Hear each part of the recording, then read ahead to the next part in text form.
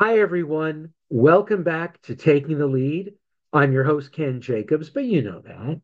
And Taking the Lead is our video podcast where I get to interview leaders, mostly from the world of PR marketing communications, as you can imagine. But it's rarely about PR marketing and communications. It is always about leadership. How do we inspire and effectively lead those in our organizations? Sometimes we get to share with you someone I hardly know, sometimes an acquaintance, but I've admired a long time. And sometimes it gets really special. I get to share with you someone I've worked with in my PR career many years ago, who I also admire tremendously as an entrepreneur. And that is today's guest, Megan Driscoll. She's the CEO and founder of Evolve MKD, which is about to celebrate its 10th anniversary. Previously, she was EVP at Behrman Communications, a VP at Emanate, and a group manager in other roles at Lippy Taylor, which is where we met. She has so many honors that I could just spend the next 17 minutes sharing them with you. But some of the highlights are PR Week's 40 Under 40, uh, Ernst & Young EY Entrepreneurial Winning Women, and the University of Chicago Early Career Achievement Award. Ladies, gentlemen, people, podcasters, listeners, introducing Megan Driscoll. Megan, welcome to Taking the Lead. Thank you so much for having me, Ken. It's so good to see you. Great to see you. So, we're going to jump right in. And this is the one where we say, let's start with a really honest answer. What are right now your most significant leadership challenges? I would say that my most significant leadership challenge has been pretty consistent the whole 10 years of Evolve. It's just evolved in the kind of challenge it's been. It has really been managing employees and really figuring out, you know, one, what makes them happy, what makes them fulfilled. I feel like my job as a small business owner is not only to provide people with a great career path, but also the ability and opportunity to have a full life. So to be healthy, to be with our family, I believe in, we talk a lot about work-life presence at Evolve, being able to be present I in your like work that. and your life, because I think balance sets up sometimes an unreal expectation with the way life goes these days. So it's understanding, we have a lot of different age groups at Evolve. We have my mom who's 76, all the way down to, just new graduates from college that are 22. And those are very different priorities, very different needs. And it's understanding, how to create a workplace that can make, as many of those people feel like happy and fulfilled. And not that you love coming to work every day, but that most days, hopefully they would enjoy it. That's great. And I don't know if your mom's going to be happy you announced her age, but maybe she's someone who owns it, I won't so send her this. okay, she's our most loyal viewer. Okay, so your agency's credo is be kind, don't suck, which is hysterical, and I love it. So I want to ask you, what is two-part question? What does kindness have to do with leadership, and can kind leaders make the difficult decisions that leaders often have to make? So I think kindness is actually what allows you to make difficult decisions, because people sometimes get confused and they think kindness and being nice are synonyms, and they are not. And so Mm. actually, like a great example is when we've had to make the tough decision to let someone go or to fire someone. A lot of times that's not a nice thing to do, but if someone's really not working out and it's not great for you or for them, the kind thing to do is to let them free to go find like the right career path, the right company. Not every company is for everyone, and that doesn't make the company or the person not wonderful for someone or someone else. So I actually think, part of why I loved that motto, I came up with it, is I think just kindness and keeping that at the forefront of every decision you make actually clarifies a lot of hard decisions pretty quickly. And not sucking, I think that's really important. Like every day, no one's their best every single day. But what I ask my team and what we talk about a lot is whatever your best is that day, how are you consistently bringing it? That's terrific. The whole thing of kind and nice. We work with various leaders, and some have trouble giving feedback.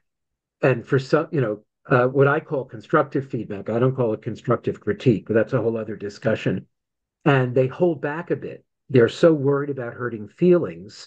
So they're being nice, but they're not being kind because they're not giving people what they need to improve, what the next version of work output or their behavior needs to be. So I remind people, like when giving feedback, direct, honest, diplomatic, and kind, but don't bring nice into it. So it's interesting. What do you see as the relationship between organizational culture and one of the things we've been talking about so much, especially since the Gallup study, and employee engagement? I think at least for my experience, and this is the only company I've ever started and run. So culture is really, people talk about it a lot, but I've seen it in practice. Is if you have a strong culture, employees want to show up, they want to be engaged, they want to preserve that culture, they want to improve that culture. So that was one of the things I really think COVID. That was always my hypothesis, but I think during COVID, we had some of our best financial years ever. And I think part of the reason we did is because we had such a strong culture and everyone, going into a virtual work environment for all of us every day for the first time in the company's history. That culture is what allowed us to, I think, persevere and figure out like how to keep the fun, how to keep the direct communication, like you were talking about, how to be creative online. And as we've sort of again evolved, and now we're in a hybrid kind of workplace structure. Again, that strong culture has allowed us to really take those inefficiencies and those learnings from the virtual world and kind of reapply and combine the best of being in person.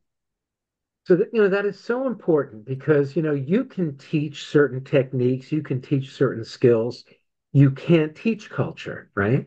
And if you hire someone not in alignment with the culture, it really can have a devastatingly negative effect. So I'm curious, how do you interview for for lack of a better term, cultural alignment? So our interview process, I totally agree with you. It has again evolved over You're time you're because we hitting have that. experience. You're I know. That's why I named the company that. It hitting. has, we learned exactly what you just talked about. We did make some bad hires, as all companies do. And I really saw that expression that one of my mentors told me, hire slow, fire fast. And Mhm. that's really something that we've implemented. We have a long interview process. We try to eliminate vagueness from all of our job postings and all of the roles that we're looking for. So that way, every single person on my team is very clear going into every interview about what skills we need, what level this person's going to be, what the day to day is going to look like. So any question the candidate asks, they get the same consistent answers up and down the line. And then we have the person come back and meet. Usually they start obviously we have a wonderful head of people, Shannon. They start with her, and then they usually meet multiple different levels of people they're going to work with. They meet their eventual manager. They do meet with my mom, who's an office manager What's who your interviews mom's every single person. She's what's our your office mom's role? manager. Mhm. She's our office manager, but she's a former teacher, and teachers have seen a lot. And she has never been wrong about a single candidate. And then if they get through all of those people, it's my business. So I think it's really important that I sit with the person, regardless of level, and talk to them. And then what we've learned is unless all of those people on my side in the process are enthusiastic about that person, we don't hire them. Wow. So five or six could be enthusiastic, and if one isn't, There have been wow. a number of people who have gotten to me that they've even gotten through my mother. Everyone's been excited. They've gotten to Even your me. And mother. because I always say to people, I'm like, my mom's actually the toughest interview. Yeah. But they've gotten to me and I've said no because Wow. we've learned that if it's like when, when you meet someone you want to date, you have that like intangible feeling. We want to have that feeling and be so excited for people's first days. And it's proven time and time again that Mhm. that intangible actually is important. Yeah, yeah. And I think that is how you protect a culture, by being Hmm. strict about that. And then that must have been tough for you to share with the team. Guys, I know you're enthusiastic, but you It know, is hard, and I think I've learned that I need to model the behavior I want my team to have. yes. So in those moments, I think it does take discipline to be able to be the person who's like, nah, no. Mhm. But then they feel there's been other processes where someone else has been no, and I've loved the person, and I've been like, you know what, that was brave. Like, Wow. not doing Great it. leadership. That's great Hmm. leadership. I mean, you have to model the behavior you desire, Hmm. which means accepting someone else may say no. So that's the way to do it. Yep. You've been a public advocate for mental health. Why do you think it is so important for leaders to support mental health and speak openly about mental health challenges? I think there's still so many things in our day-to-day life that there's so much shame around. And I think an importance of kind of combating shame is talking about things and putting them into the light. And I think, mental health is an area that I remember I was interviewing at one of those companies that you mentioned earlier. And during my interview process, and I was, senior at this point, so I could ask for things, beyond money. And I said, look, as part of my package, like I need you to know up front that I go to therapy every Tuesday at 6:30. So I need to be able to leave at 5:45. That's a non-negotiable. And I have learned that exercise makes me a better leader. So I was like, I need this time period, 2 days a week. I'll leave. I work 24/7, so I can get these 2 hours in the middle of the day, twice a week. Um, I was like, or this isn't the place for me, For you. because I think you have to start having those conversations and setting those boundaries. And look, you have to be flexible too, right? It is a job. So you can't have it all your way and not anyone else's way. But I've just learned setting those boundaries and being open about what you need allows you to have a conversation with your employer, or in my case, with your employee, about like coming to um, a agreement that works for you both. Because again, if people aren't healthy, Yeah. they're not going to be great at their jobs anyway. So So how do you drive that openness and that conversation specifically about mental health at Evolve MKD? I'm very open about what I do. So like basically, everyone at the agency knows that I, work with a business coach, that I have a therapist, that I go to acupuncture. I mean, I always joke around with people that it takes like a village to keep me Yes. mentally and physically helpful, which I think most entrepreneurs would tell you that it absolutely does. This is definitely the best and the hardest job like you can have, as you know. Um, so I think really being open about it, and also respecting, when people come to me that I manage and they're like, I need this, this, and this. Someone recently came and, their therapist had changed their hours, and she needed to be able to like access the office a little bit earlier. And I was like, great, like we can work that out. Right. Like I want everyone to feel that they can show up, be their best, do their best, but also have a full life. And part of that is being healthy. I think after we run this, you're just going to have all these resumes flooding from people Well, saying, what's so that's funny not, you said that is that's where I this want to year work. we've gotten so, I would say this year the quality, I don't know if it's because we've been around now long enough that people aren't like as afraid to like apply to work, but um we have gotten more and higher quality applicants Hmm. for basically every role than we've ever gotten.